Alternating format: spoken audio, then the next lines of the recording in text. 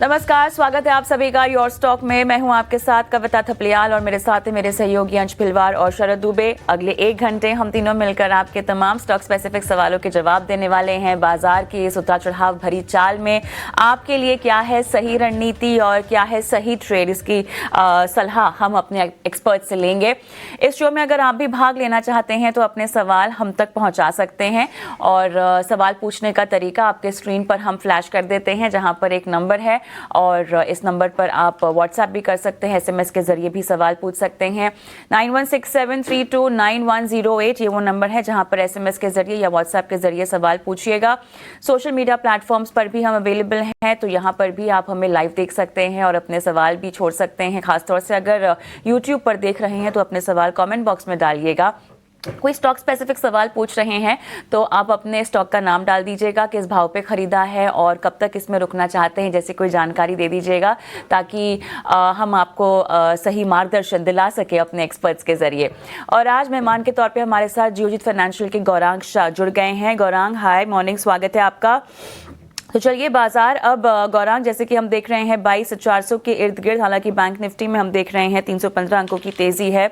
Advance decline market breath की हम देख रहे हैं 1078, एडवांस 1468 यहाँ पर डिक्लाइन दिखाई दे रहे हैं। और क्लियरली आईटी पैक आज यहाँ पे जोरदार गिरावट लेता हुआ और जिस तरह से हम देख रहे हैं काउंटर्स में गिरावट हो रही है। विप्रो, इन्फोसिस, एचसीएल टेक जैसे कुछ काउंटर्स है जहाँ पे 3 से 5% तक की कमजोरी। टेक महिंद्रा, टीसीएस यहाँ पे हम देख रहे हैं 2% तक लुढ़के हुए हैं।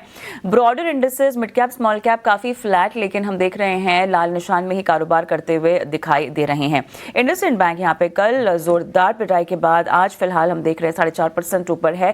निफ्टी के टॉप गेनर्स में शामिल है टाटा मोटर्स लगभग 3.5% ऊपर। Kotak Mahindra bank, BPCL, HDFC bank, trend में भी हम देख रहे हैं लगभग 2.5 से 1.5% तक की तेजी दिखाई दे रही है। गौरांग, आपके पास मैं आऊंगी और बाजार की चाल के साथ साथ मैं चाहती हूँ, क्योंकि आईटी आज काफी हद तक यहाँ पे लैग कर रहे हैं और खींच रहे हैं बाजार को नीचे, क्या रुख बन रहा है आपका? धन्यवाद कविता, आपका सभी को प्रणाम और शुभ प्रभात हमारे तरफ से। आशंकाएं को लेकर के चिंता का माहौल लाल रंग में बदल गया है आईटी क्षेत्र को लेकर के, और ये आश्चर्यजनक नहीं जिस प्रकार की बातें वहां के राष्ट्रपति ट्रंप ने करी है। बाजार में, अमेरिकन बाजार में तो एक प्रतिक्रिया हमने देख ली। चिंता भी है कि इसी प्रकार से इनके राष्ट्रपति ट्रंप के टैरिफ के तांडव आने वाले भविष्य में भी होंगे, तो इससे बाकी अन्य अर्थव्यवस्था जो देशों में उनको तो फर्क पड़ेगा कविता, लेकिन ज्यादा असर जो है वो अमेरिकन अर्थव्यवस्था में भी पड़ेगा। आप उससे दूर नहीं हो पाएंगे। और कहीं ना कहीं उन्होंने जो टिप्पणियां करी, पहले कुछ बातें करी कि फलानी तारीख को टैरिफ लागू किया जाएगा मैक्सिको, कनाडा और चाइना के ऊपर, फिर उसमें से मैक्सिको और कनाडा को थोड़ा दूर किया गया। आज भी कुछ बातें आई हैं कि वापिस से, तो ऐसा लग रहा है कि कहीं ना कहीं वो जो बोलते हैं और जो कथनी और करनी की जो परिभाषा होती है ना उनकी, वो बहुत ही विपरीत है कविता। और ये मेरे ख्याल से समझदारी वाली बातें भी नहीं है। आपको अगर किसी देश से कोई शिकायत है कुछ टैरिफ को लेकर के, तो साथ में बैठिए, सामने सामने बैठिए, उस देश के प्रतिनिधि को बुलाइए, आप अपने प्रतिनिधि को लेकर के बैठे और वार्तालाप से दूर करिए। ये इस प्रकार की बातें करना और फिर 1 महीने के लिए और दूर धकेल दिया, 1 महीने के लिए और धकेल दिया, तो ये अनिश्चितता का वातावरण किसी भी बाजार को पसंद नहीं आता, चाहे हमारा बाजार हो या किसी और देश का बाजार हो। लेकिन आईटी क्षेत्र के ऊपर जो आपने प्रश्न पूछा है, हमारा सकारात्मक सा नजरिया है। ये खबरों को लेकर के, और ये पहली बार नहीं है, अमेरिका में मंदी की चपेट में अर्थव्यवस्था आ रही है। ये मेरे ख्याल से 1.5-2 साल पहले भी ऐसी बातें आई थी, लेकिन कुछ नहीं हुआ। तो बातों को लेकर के है, हमें लग रहा है आईटी क्षेत्र, अगर आपके पास लंबी अवधि का नजरिया है तो इस गिरावट का लाभ उठा करके आप पहले तो दिग्गजों में और फिर कुछ मझौले शेयरों में निवेश कर सकते। बिल्कुल, धन्यवाद सर। आईटी इंडेक्स पे जो है आपने इम्पोर्टेंट राय दी, लेकिन अब फोकस करते एजीएस ट्रांजैक्ट पे। और आज जो एक खास बातचीत होने वाली है एजीएस ट्रांजैक्ट के ऊपर, और याद रखिए एजीएस ट्रांजैक्ट में आज भी लोअर सर्किट देखने को मिल रहा है। एजीएस ट्रांजैक्ट में दिक्कतों के कारण बैंकों के कामकाज पर असर पड़ रहा है। लगभग 40,000 से ज़्यादा एटीएम प्रभावित हैं और ऐसे में आज के बड़े सवाल भी उठते हैं और मैं 3 सवाल रेज करना चाहता हूं इस डिस्कशन में। सबसे पहला है कि एजीएस ट्रांजैक्ट में क्या आरबीआई और सेबी को जांच करनी चाहिए या सिर्फ कंपनी की समस्या है या ये पूरी बैंकिंग व्यवस्था में जो है दिक्कत आ सकती है, यानी कि कुछ सिस्टमैटिक रिस्क आ रहा है कि नहीं। इसके अलावा इंपॉर्टेंटली जो है बहुत सारे कर्मचारी जो है हमें मेल किए, मैसेज किए हैं, उन्होंने कहा है कि जो सैलरी जो है उनकी रुकी हुई है, एटीएम भी खाली है, तो इसके लिए जिम्मेदार कौन है, क्या इंपॉर्टेंट लीगल कोर्सेज होने वाले हैं, आगे कैसे बढ़ें। लेकिन इस चर्चा में जो है हम आगे बढ़ाने में हमारे साथ जो है हमारे खास मेहमान जुड़ने वाले हैं, वो है रविचंद्र हेगड़े। वो है फाउंडिंग पार्टनर आरएचपी पार्टनर्स के। रविचंद्र जी जो है supreme court, high court, NCLT, SAT, SEBI और दूसरे इंपॉर्टेंट ट्रिब्यूनल्स में हाई स्टेक मामले में काम करते हैं और ओवरऑल इनकी व्यूज़ जो है बाजार में बहुत स्ट्रांग है और 30 साल का इनका तजुर्बा भी है। एफपीआईज लीजिए, वेंचर कैपिटल फंड्स लीजिए या म्यूचुअल फंड्स लीजिए, सब जगह पे इनका जो है इंपॉर्टेंट स्टेटमेंट है। सर नमस्कार सर, आप जुड़े हमारे साथ। नमस्कार सर। सर एजीएस ट्रांजैक्ट की कंपनी है, यहाँ पे जो है कुछ इंपॉर्टेंट सवाल है जिसको हमें लेना है और आप पता ही है कि यहाँ पे इनके जो आरबीआई की भी डायरेक्टिव्स होती है कि जिस तरह एटीएम को ऑपरेट किया जाता है और अगर आप एटीएम ऑपरेशंस में प्रॉब्लम आ रहे हैं तो बैंक्स की भी जो है वो प्रॉब्लम्स देखने मिल रही है। तो इस करंट सिचुएशन में क्या लीगल रिकोर्स लिया जा सकता है, एक तो सेबी की तरफ से और एक आरबीआई की तरफ से, ये ज़रा बताएं। अब सर टेक्निकली अपने कंपनी में, अपने देश में ऐसा ही होते आ रहा है। Like all this regulatory bodies जो भी है, आरबीआई हो, स्टॉक एक्सचेंज हो वगैरह, सब स्कैम होके सब पैसा जब लोगों का खराब हो जाता है, जब लोगों को दिक्कतें होती है, तभी इन लोगों का इन्वेस्टिगेशन वगैरह जारी होता है। नाउ ये कंपनी जो 2022 में 2022 में आईपीओ आया, 175 इश्यू प्राइस हुआ, आज हम लोग देख रहे हैं 15 रुपीज, 10 रुपये उसमें ट्रेडिंग हो रहा है। सो इसमें सवाल दो चीज का होता है। जब ऐसा सब सिचुएशंस हो रहा था, चारों independent directors who are all having good repute अचानक से छोड़ के चले जाते हैं and everyone says that I am busy और I have personal problems, I am not able to contribute, ऐसे अचानक से चले जाते हैं। सो जब कंपनी के ऑडिटर ने भी बोला है दैट कंपनी और दिन टिक नहीं सकता है, जब ऐसा अपना रेगुलेटरी सुपरविजन कैसे चल रहा था ये सब कंपनीज में। Stock exchange which is one of the premier institutions है, कंपनी ऐसा देख रहे हैं हम लोग 2022 में 175 आईपीओ था। Now there was one more fraud which happened जो ईडी देख रहा है। इतना सब होने के बावजूद भी ऐसे कैसे चल सकता है that some of the creditors have not paid them, तो इसके लिए कंपनी डिफॉल्ट हो गया। सैलरीज तो दूर की बात है, now what will the banks do? There are institutional investors in the company and what about a common share holder? एक तो इनके सर्विसेज डिफॉल्ट होने से जो पब्लिक को दिक्कतें हो रही है वो अलग सी बात है, बट व्हाट अबाउट दो शेयर होल्डर्स? बैंक्स, इंस्टीट्यूशन सब शेयर होल्डर्स है और ये सब इमीडिएटली अपने ऊपर ही फर्क पड़ेगा। It is affecting the public at large because we are also the investors in those banks and mutual funds and everything. तो why are our regulators silent on all these things? जब material disclosures का कहना है, सेबी बोलता है that if there is anything which is threatening your business operations, please report it to the exchange so that shareholders can think on those lines. हम लोग ऐसा क्यों ऐसा हो रहा है that nobody is monitoring anything? Law एक है, उसका एनफोर्सेबिलिटी इंपॉर्टेंट है, तो सेबी सब चीज नहीं देख सकता, बात इसके आपने लिए कही सर। स्टॉक एक्सचेंजेस को इतना अथॉरिटी दिया है। सर एक चीज़ और मैं ऐड करना चाहूँगा I'm कि sorry? आपने इंस्टीट्यूशंस की बात की, तो यहाँ पे दो इंस्टीट्यूशंस हैं, लगभग 5% स्टेक होल्ड करते हैं। एचडीएफसी म्यूचुअल फंड 3.6% है और नियोमाइल ग्रोथ फंड करके एक एंटिटी, इनका यहाँ पे 1.4% स्टेक है। तो 5% स्टेक तो डोमेस्टिक्स का है ही। और इसके अलावा जो है हमने ये जो मुहिम लगाई थी ईटी नाउ स्वदेश में एजीएस ट्रांजैक्ट पे, और क्या पे जो है इश्यूज आ रहे हैं स्टॉक में वेल्थ इरोजन आया है, यहाँ पे कंपनी ने जो है मीडिया को एक रिप्लाई किया। मैं जो हूँ कंपनी का रिप्लाई को पढ़ता हूँ। कंपनी और उनकी जो होली ओन आर्म्ड है, जो कैश मैनेजमेंट सब्सिडरी है, वो अभी एक्टिवली बात करे बैंकिंग कस्टमर्स के साथ कि वो उनके एटीएम ऑपरेशंस को सपोर्ट करेंगे और लगभग 50% एटीएम्स माइग्रेट हो चुके हैं बैंक्स में और रिज्यूम ऑपरेशंस नेटवर्क में कर सकते हैं। लेकिन सर ये क्या एक्चुअली सच है? बिकॉज एटीएम की कैलिब्रेशंस में टाइम लगता है और एक सिस्टमैटिक रिस्क भी आ जाता है बैंकिंग सेगमेंट में। ये सिर्फ कंपनी का इशू नहीं है, एक टाइप से एक सिस्टमैटिक रिस्क भी आ रहा है। तो अगर ये सिस्टमैटिक रिस्क आता है तो बैंक्स को क्या क्या स्टेप लेने चाहिए sir? Sir right now the situation is, इतना सब जो बवाल हुआ है, अचानक से तो ये क्लैरिटी नहीं हो सकता है. So RBI has to step in. Now SBI जैसे इंस्टीट्यूशंस अगर ये सेकंड प्लान बी नहीं सोचा है, अचानक से पब्लिक को अगर दिक्कतें हो रहा है, तो who is to be held responsible for that? क्या अपने पास इतना प्लान बी ऑप्शंस का भी कोई रिक्वायरमेंट्स नहीं है? Who is going to monitor all these things? जैसे मैंने आपको बोला था, see this is one angle to it, which is public को कैसे फर्क पड़ रहा है because of ATMs being suffering. But what about the investment in this companies? कोई भी इन्वेस्टर अभी नहीं आएगा. If I am a person, I will try to sell this. कैसे करेंगे? बिकॉज अल्टीमेटली अगर ये भी पब्लिक फ्लोट भी कम होते जाएगा, if this is being adversely affected, और ऐसा बोलने से okay my subsidiary will come in the plan, immediately calibration हो जाएगा. ये we are talking about digital solutions. पूरा का पूरा मोनोपोली लेके रखा था with all these high ended banks. Do you think it is done?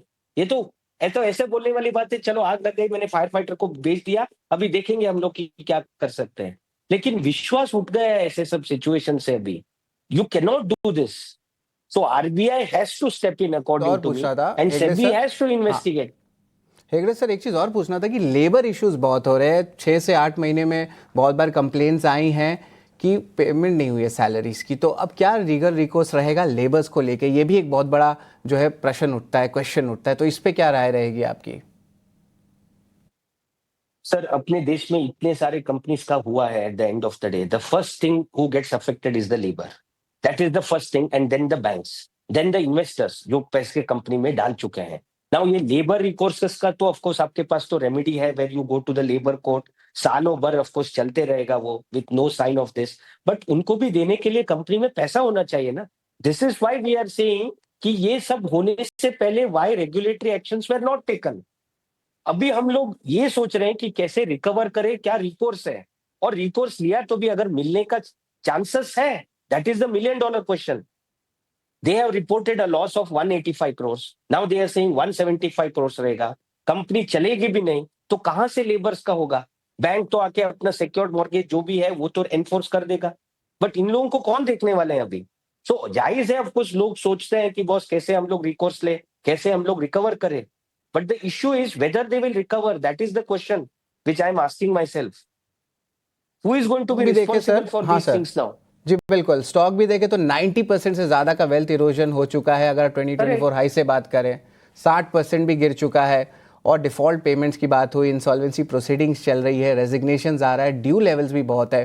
Sir आखिरी कमेंट रहेगा आपका इस करंट सिचुएशन में एज एन इन्वेस्टर क्या प्रोटेक्शन अभी ले सकते हैं, ये ज़रा बताएं. सर, ऑल दीज रेगुलेटर्स जो है, आपका क्वेश्चन वही था जो मैं फर्स्ट में ही बोल चुका हूं. रेगुलेटर्स जब एनएससी हुआ, सेबी हुआ, they should act to protect these things. वो तो पुलिस कांस्टेबल्स जो वन वे के एंड पे रुकते हैं कि बॉस आ जाओ तो मैं हम लोग चलान काटे, ऐसा अप्रोच नहीं चलेगा. नाउ क्या प्रोटेक्शन दे सकता है common man? He has lost everything. Now just look at this, 13.21 से डाउनवर्ड चल रहा है. There is nobody who is willing to put in. Stock exchange का भी पैसा देने के लिए इन लोगों के पास नहीं रहेगा. So I think this question today is how can we take it as an example to prevent such things in the market. We should आपने बहुत सही कहा कि इसका एक एग्जाम्पल बनाना बहुत इंपॉर्टेंट होता है कि आगे जाते हुए रेगुलेटरी अथॉरिटीज़ कैसे ये एक्शन ले सकते हैं.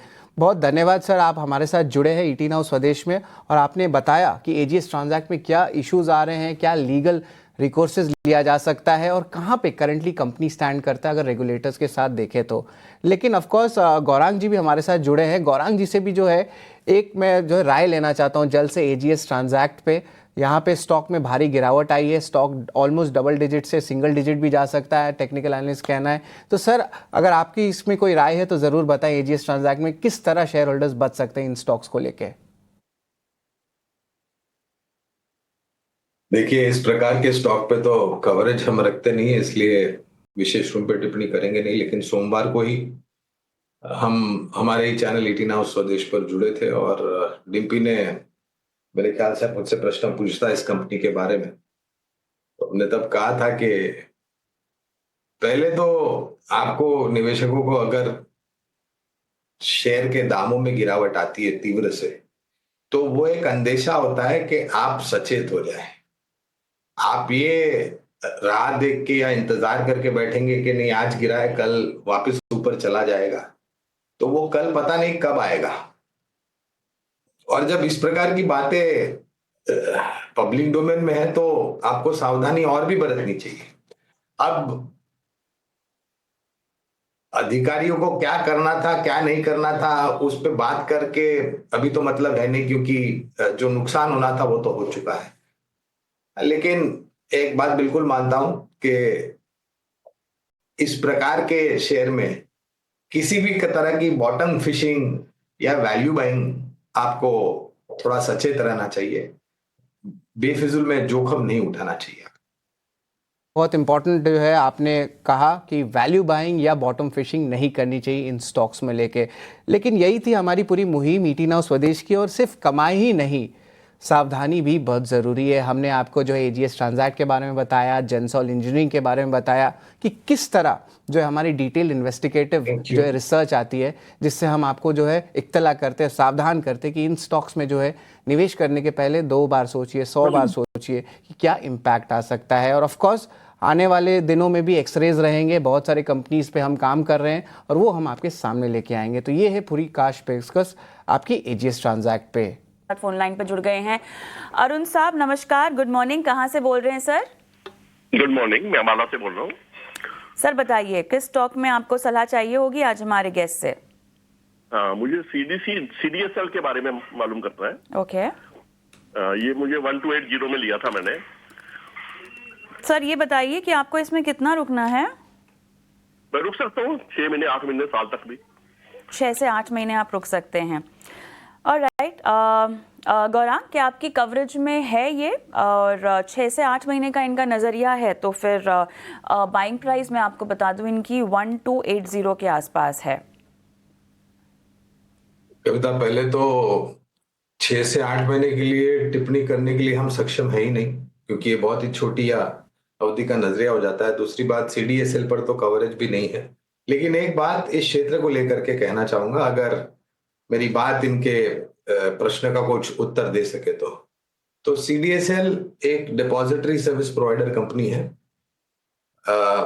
शेयर मार्केट से जुड़े हुए जो सौदे होते हैं लेने बेचने के, आखिरकार इस कंपनी के पास जाकर के निर्णायक तरीके से खत्म होते हैं।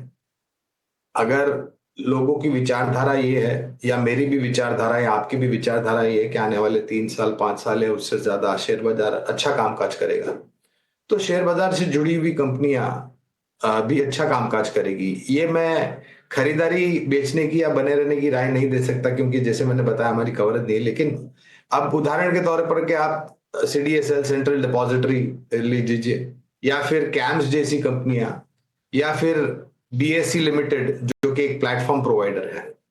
अब दिक्कत यह कविता कि इन सब शेयर में जो भी शेयर बाजार से जुड़ी हुई कंपनियां हैं बहुत तीव्र गति से ऊपर के तरफ के दायरे आए थे, और अब थोड़ा बहुत कंसोलिडेशन करेक्शन के दौर में गुजर रहा है, क्योंकि बाजार में करेक्शन आया है। तो ये अनिवार्य है कि इनके शेयर के दाम में भी करेक्शन आए। लेकिन अगर आप भारतीय शेयर बाजार के बारे में सोच करके देखेंगे और लंबी अवधि का नजरिया रखेंगे तो शायद आपकी विचारधारा में कुछ परिवर्तन कर सकते हैं। गौरांग ने तमाम समझाइश यहाँ पे सीडीएसएल को दे दी है। उम्मीद करते हैं कि हमारे दर्शक को ये सलाह समझ में आई हो और उसके मुताबिक वो उसको अमल में भी लेकर आएंगे। बहरहाल शो को समाप्त करने का समय होता है यहाँ पर। गौरांग, आपका बहुत बहुत धन्यवाद। और योर स्टॉक में भले ही हम फिलहाल हाल हैं वो हम लेते रहेंगे ब्रेक के बाद शेयर बाजार सबका अधिकार हमारी पेशकश में।